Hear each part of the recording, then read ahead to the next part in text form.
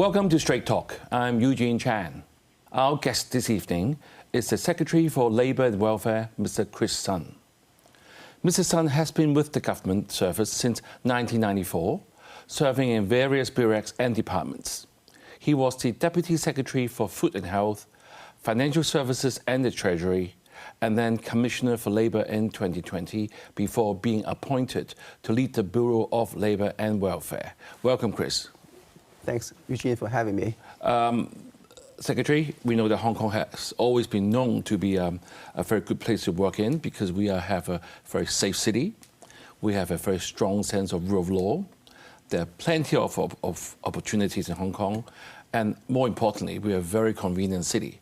We are a few hours from all the major cities in Asia. We now have the high-speed rail. We have a very nice seaport, so very attractive. And our government has been trying to draw talents since its inception. And because we know that the working population in Hong Kong has dropped over the last 3 years, because some people have left Hong Kong, as well as a lower birth rate, of course. So 18 months ago, you were here, and you were telling us the government will attract more talent by having scheme and new initiatives. And we'd like to see how all your work have been going on and whether Hong Kong is still attractive to foreign talents. Thanks, Eugene. It's like a midterm review about how well we have been in the past 1.5 years. The last time when I was here for interview, I talked about the importance of talent and what the government can do to drive the talent attraction. So by now, 1.5 years after that, I can say with a lot of confidence that we've made a lot of progress. If you look at the number is very important. Look at the number of applications we have received. Right now, it's close to 290,000. We have approved 180,000. More than 120,000 talents that have already arrived here in Hong Kong, contributing to our economy. So I'm glad to see the result we've achieved. Yeah, so congratulations, Secretary, for having a very good report card to all of us. When you talk about 120,000 have arrived, do you mean just themselves or the 120,000 including their families? That's about the applicant. Right. So if you take into account dependents and spouse coming with them, it's almost double that. Right. So the figure is almost 1-to-1. So one applicant as the main applicant is the talent. Under our admission schemes, they can bring along their spouse as well as their dependent children. So if you look at the statistics, it's almost 1-to-1. So that means it's double that number. Right, so Hong Kong, we have at least close to 250,000 people in Hong Kong in the last 18 months. We need not just the talents. They bring with them their young children. Exactly. So they're looking for a good education here in Hong Kong. That's what we're able to provide to them. Right. You know, in the world now, I mean, manpower shortage is really not unique to Hong Kong, and we talked about this like 18 months ago. So has the overall situation improved in your view? It does. It does. If you look at the number of talents available to fill vacancies, so we're seeing more talents being able to contribute their expertise to Hong Kong. Employers, they'll be able to recruit from not just locally, but also from outside of Hong Kong through the various talent schemes. So these are all very important to drive Hong Kong to move forward. I mean, a new initiative called the Top Talent Pass Scheme, TTPS, was introduced at the end of 2022. And to be more specific, how successful has that particular scheme been? Because it's aiming at more middle or high end of the talent pool. And how many people actually have come to Hong Kong? If you just look at the Top Talent Pass, this is what we see as a marquee new admission schemes because the main feature of that scheme is not employment tied. It's clearly talent driven, talent specific. So if you just have to prove that you have the credential, either you are a high income earner or you graduate from a top university in the world, you'll be able to apply through the Top Talent Scheme to come to Hong Kong. We have received more than 80,000 applications ever since its inception 1.5 years ago. We have approved around 65,000. More than 50,000 people have arrived here in Hong Kong through that scheme. So again, it's a one-to-one. So if you look at principal applicant, it's about 50,000.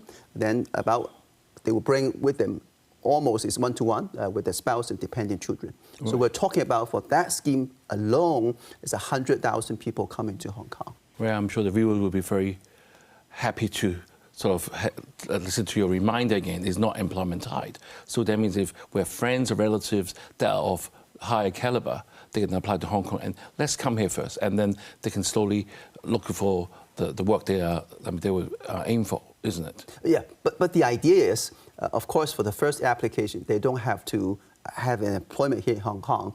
But after 2 years of the initial stay, if they want to remain in Hong Kong, apply for a visa extension, they have either to find a job or they set up a company. So eventually, they have to contribute to Hong Kong to prove their worth.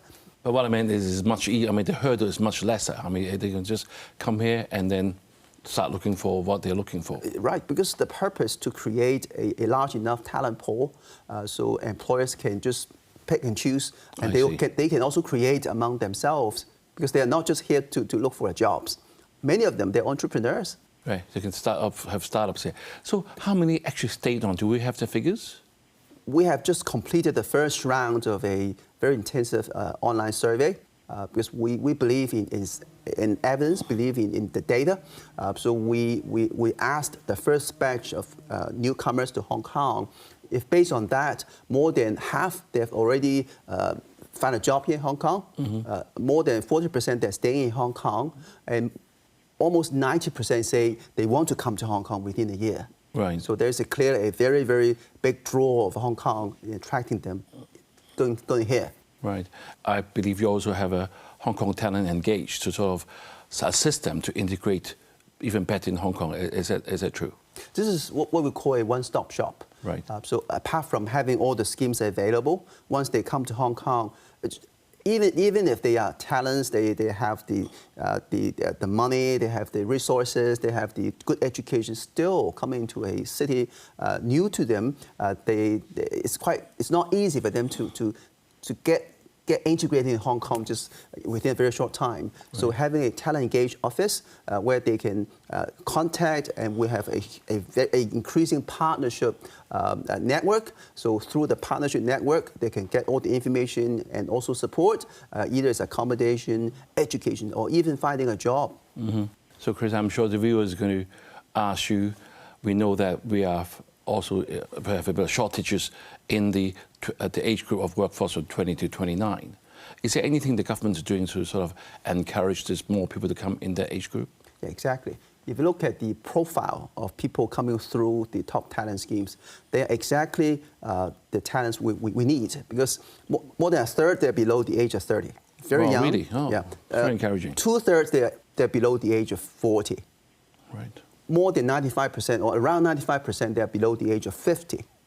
So these are the young, energetic, well-educated people with the right talent that can help Hong Kong. Right. What professions are they mainly coming from?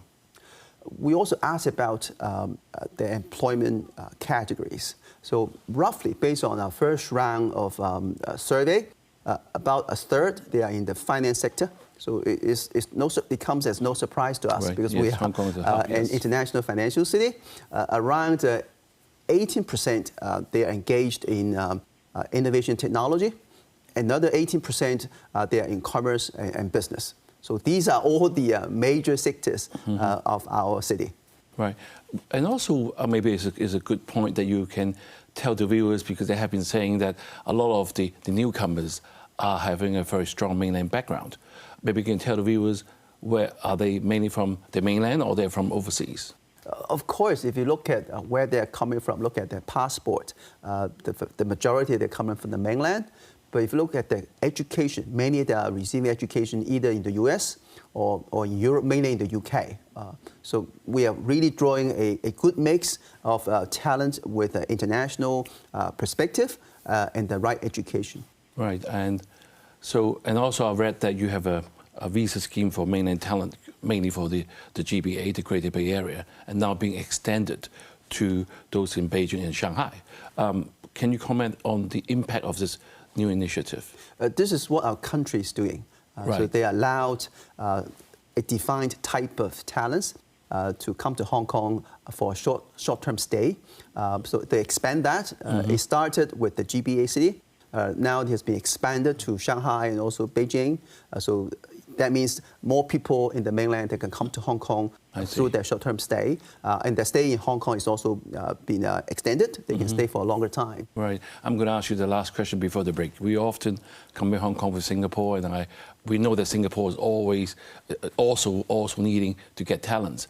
Do you think, are we doing well coming to Singapore? Are we losing out, or are we getting better? But I would say we're in a game of our own. So we're not competing with anyone. We are competing with ourselves. We have to do better.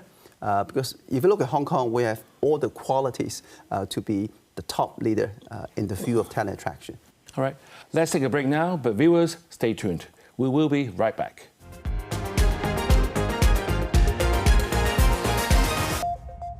Thank you for staying with us on Straight Talk. We have our Secretary for Labour and Welfare, Mr. Chris Sun, with us. And we have been talking about attracting talent to Hong Kong, in particular, the middle and upper end of our labour force. But it is also important to be inclusive of the whole spectrum of our community. Secretary, we had concentrating on the top talent pass scheme. And I'm sure many people in Hong Kong will feel that we are short of workers, especially the F&B industry. Some of the friends I've met saying that Hong Kong is being known now not as a great service place, and they said to me, it's not that we don't want to have the people, we don't have enough the people to do the work. So are you doing anything about this part of the sort of importing labour? Oh, yes, indeed. We need not just talent at the high end. We also need manpower to fill a lot of the either it's low-skilled or semi-skilled, even non-skilled positions. Because this is made very clear if you look at our workforce. So our workforce peaked at the year of 2018. So ever since, the workforce is on a downward trend. So for a growing city, we need more people to serve us, to fill all the positions. So at the labor front, we have first of all introduced 3 sector-specific special schemes for the importation of labor.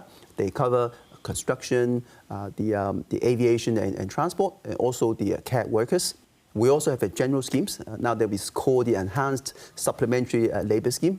So that is open to everyone to apply for.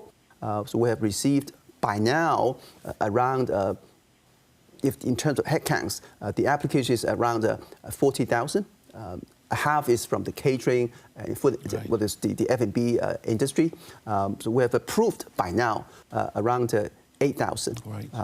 But of course we're speeding up the processing time so that we can allow those who have passed the very stringent requirements because they are first of all to prove they cannot recruit the number of employees locally.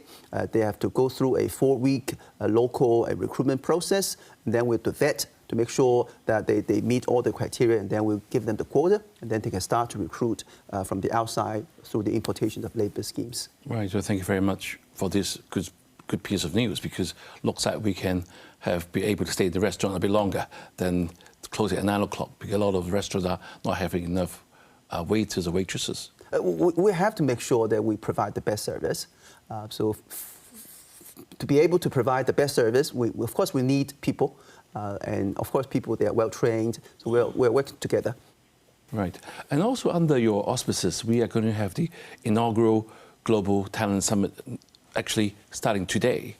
How is this going to help Hong Kong to attract more talent? It's the first time to showcase Hong Kong as a talent hub, but how is this going to make it supporting to all the schemes that you have? The purpose of having the Global Talent Summit, it was just held earlier today, and for tomorrow there'll be another one targeting the GBA together with a 2-day what we call a Career Connect Expo. The very purpose to showcase Hong Kong as the talent hub in this region of the world. We hope by holding this summit with tens and hundreds of speakers from around the world to cement a position as the leader, as a talent hub in this area of the world. Through the summit, Of course, first of all, we can introduce to a wider audience the various admission schemes in Hong Kong, all the opportunities the talent can seek here in Hong Kong. So it has been a big attraction already. So if you look at the reaction to it, it's very, very encouraging. Right, so this is going to reinforces our role as a talent hub. So hopefully even more good people will come to Hong Kong, isn't it? You need a highlight. So with a summit, I see. So there's a highlight. We promote it. We tell people about how good we've been doing, all the good things about Hong Kong, why they should come to Hong Kong. We have various promo, so we're highlighting the talents from around the world. So some are from Europe, some are from the USA, some from Asia, some from the mainland, telling their own story about why they Hong Kong. Our slogan is, I'm here because. So I'm here in Hong Kong because Hong Kong is a great city, because we have a low taxation system, because we provide all the opportunities for them to develop their career.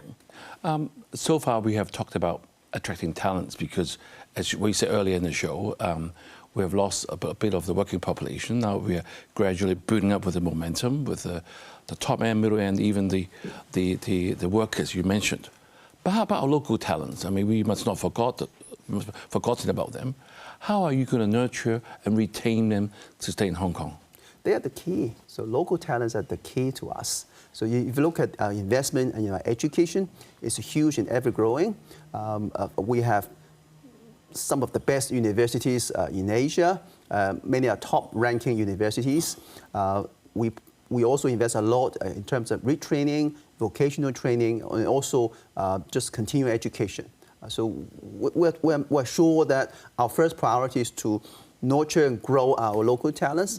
It's only when our local talents are not enough, then we have to look outside to complement our local talents. But they remain the cornerstone of Hong Kong. Right.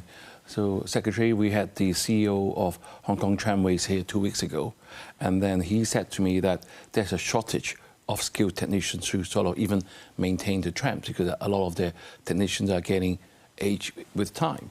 So are there any plans to sort of expand or diversify our vocational training programs? Because in the community, we need all areas of workers so that we have more people to serve different industries.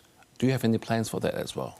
We have just put in place a incentive scheme to encourage more people to join the vocational training. So we provide additional subsidy, it's actually 1,000 more a month for those taking vocational training as apprentice. And we also provide more money for them to get advanced training after that. So this is one part of it. We also, of course, have to go outside and encourage more young people, say if they're interested in the vocational training, so if they can start it. So we're doing everything possible to make sure that we have the right people to have the right vocational training background to help drive our economic growth. Right. Secretary, so far we have talked about basically everything under your portfolio, that all sectors of the community. But one area that we must also touch on today, since you're here, is what has been in the news lately, the statutory minimum wage that has been in the news the last few days. And can you give us a very brief background of what it is and when and why do you have to put this in place? To put it in a very in one short sentence, we are making a milestone. So we, from 2011, we had a statutory regime for minimum wage. So far, the scheme works as follows. So almost every 2 years, the Commission, they came together through a very complicated and time-consuming process. They try to negotiate a rate for the minimum wage in the coming 2 years. But this is not responding well enough to our societal needs. Right now, what we have to do is we want to have a yearly rather than just biannual review process, review cycle. So in order to have a review of rates every year, we cannot use the existing systems. We have to migrate to a more reliable, certain, and less time-consuming process. So the decision is to adopt a formula approach. Right. So the formula right now, it consists of two components. One component is the inflation factor. Another is called the economic growth factor. For both factors, because we're talking about people that are just earning the minimum wage. We make sure that there will be no downside risk. So we guarantee that there will be no reduction in the rate, even if we are seeing a not just inflation, we have deflation. They still can maintain it, but at times of inflation, we'll give them 4. For the economic growth factor, again, is a guarantee. Even if there's negative growth, they will see no reduction. But if there's an increase, we're doing well enough, there's a sharing. About 20% we'll be giving to those. Vice Secretary, I want to ask you even more specific. I know that the minimum wage is set to be just over $41 per hour, and I'm sure the viewer is going to ask you, is this going to be adequate to cover their basic living in Hong Kong? Everything is getting more expensive. But at the same time, what proportion of our workforce is actually receiving the minimum wage, and what type of jobs do they do? The purpose of having a statutory minimum wage is to provide a guarantee to those they are not having the bargaining power. We want to make sure their pay is not too low. Right. So this is the very purpose of it. Right now, just around 0.6% of our workforce, they are receiving a minimum wage. That translates into around 17,000. So just a small number of people that are receiving the minimum wage. When you mentioned that is linked to the GDP as well as the inflation, I mean, how welcome is this to by our labour unions? I think the Commission has done a great job. They have seek to strike balance between the needs of the labour side and also the concerns of the business side. So that formula is agreed unanimously by members on the Commission, consisting both from the labour side, from the employer side, and also from the academics. So based on my experience, and ever since in the past week or so, I have been speaking to a lot of people from different backgrounds. So I can say this formula and this approach is acceptable to them in general. Right. Let me ask you one final question. One economic academic has said that annually adjusting the minimum wage will result in higher labour costs and lead to higher price of services and goods, which will jack up the inflation. Do you agree? I don't think so, because we're just talking about a very, very small number of people receiving minimum wage. And also, if you look at the design of the formula, it seeks to strike a balance. So while protecting guarantee to those earning the minimum wage, we also make sure that the increase will not be excessive. Right. I'm afraid there's all the time for, Chris, and thank you very much. And to hear all of your good views, it is certainly reassuring that despite the challenges, the government initiatives to attract talent are filling some of the gaps in the workforce. The initiatives to nurture our local talents are also an important element to ensuring increasing growth and development of Hong Kong's economy. As Steve Jobs said, the secret of our success is that we have gone to exceptional lengths to hire the best people in the world. Have a good evening and see you next week.